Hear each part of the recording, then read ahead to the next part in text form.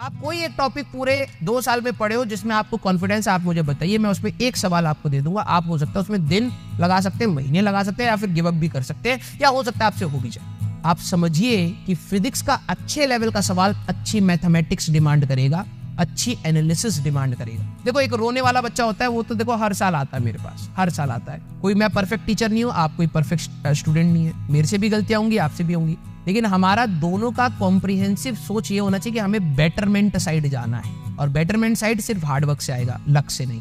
जो बच्चे तैयारी ही पहली बार कर रहे हैं तो स्ट्रगल आएगा ही, और वो वही वाला स्ट्रगल है बेटा जो 11वीं में आता है बच्चे को। जब वो 11वीं में तैयारी कर रहा होता है ना, यही स्ट्रगल आता है, कोई नया स्ट्रगल नहीं है। ऐसा सोच रहे हो यार मेरे लिए कठिन क्यों हो रहा है, दूसरे के लिए आसान क्यों हो रहा है, क्योंकि जो दूसरा बच्चा जिसको तू देख रहा है ना, वो स्ट्रगल से कहीं ना कहीं थोड़ी सी मेहनत करके आगे निकल आया। तू भी करेगा, तू भी आ जाएगा, तू उससे बेहतर मेहनत करेगा तो तू उस बच्चे से भी आगे चला जाएगा। ये सिर्फ और सिर्फ उस चीज पर डिपेंड कर रहा है। आपका स्टार्टिंग पॉइंट क्या है वो मैटर करता है, और अगर आप आज ही पढ़ रहे हैं तो आप अपने से कितने एक्सपेक्टेशन के बर्डन के साथ चल रहे हैं। कुछ बच्चे सोचते हैं यार मैंने इस बार ड्रॉप लिया था परफेक्शन के लिए। एक्चुअली में होता यह है कि आपका दिमाग फूटने लगता है इसमें। बेटा आपको परफेक्शन एम करनी है, परफेक्ट आप कभी बन नहीं पाएंगे। कई बच्चों के साथ ये होता है कि मैंने तो ड्रॉप लिया था, इस बार मेरे से सारे सवाल लगाने, मेरे पास टाइम है और मैं तो सारे सवाल लगाने वाला था, इस बार मेरे को तो सारे सवाल समझ आने थे कि सर मैं तो क्लास में आऊंगा, तो मैंने तो सोचा था इस बार मेरे से नहीं होना भाई, इस बार तो जेईई मेंस मैं फोड़ूंगा ही फोड़ूंगा। एक्चुअली में जो आपने सोचा that was your aim, reality नहीं थी।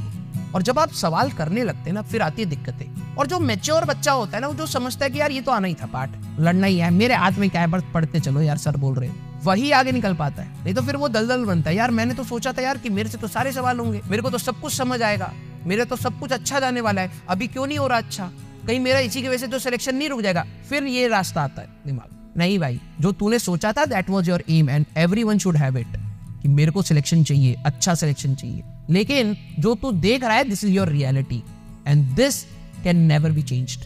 तू 10 साल बाद भी, बेटा मैं लिटरली बता रहा हूं, तू सेम चीजें पढ़ते रहे, तू 10 साल बाद भी अगर तू यही चीज पढ़ेगा, तेरे को फिर से कोई नई चीज मिल जाएगी। अरे यार ये ऐसे होता है, ऐसी चीज है ये। तो आप अच्छे सवाल लगाइए, प्रैक्टिस करिए, क्लास के सवाल दोबारा लगाइए, और दोबारा लगाते समय ये नहीं सर ने क्या, नहीं मैं सोचूंगा। अब दिक्कत यह है कि आप अगर रिवाइज नहीं कर रहे हैं, लिटरली बता रहा हूं, तो आपको बार बार अपने कॉन्फिडेंस डाउन होता रहेगा। आप एक बार रिवाइज करते रहिए ना, देखिए आपका कॉन्फिडेंस कहां जाता है। आप हर क्लास के बाद स्ट्रॉन्गर फील करेंगे, ये गारंटेड है। आप रिवाइज करके आइए बस। आप इतने सारे स्टूडेंट्स का इंटरव्यू सुन रहे हैं ना, आप स्टूडेंट के इंटरव्यूज में देख लेना, जो अच्छा बच्चा होता है वो कितना ज्यादा रिवाइज कर रहा है। आप अपने एक बार सुबह का 1-1.5 घंटा स्पेशली रिवीजन के लिए डाल दीजिए। क्लास में घुसने से पहले आज सब लोग पढ़ेंगे, इससे पीछे का रिवाइज करूंगा, बस रिवाइज करूंगा, हर दिन करके देख लीजिए, और मैं गारंटी दे रहा हूं आपका कॉन्फिडेंस ऊपर जाता रहेगा। मैथ्स की रिवीजन, अब सभी के रिवीजन करने के तरीके अलग है।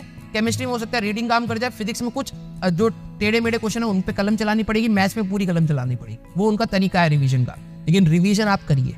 लव यू बेटा।